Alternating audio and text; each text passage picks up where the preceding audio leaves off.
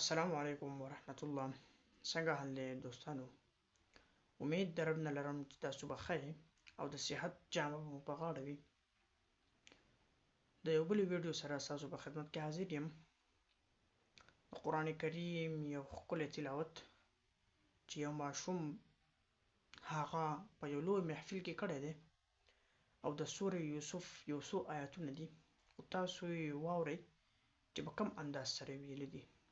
خوند حاصل کړئ، زړه ته سکون ورکړئ او ماشاءالله ورته ووایئ.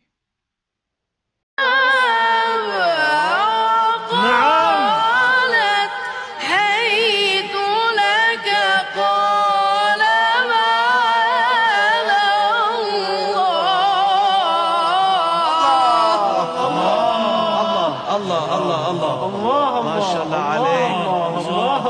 احسنت، خير ببني ما شاء الله. ما شاء الله ما شاء الله. امير حسين إنه ربي أحسن مثواي إنه لا يفلح الظالمون.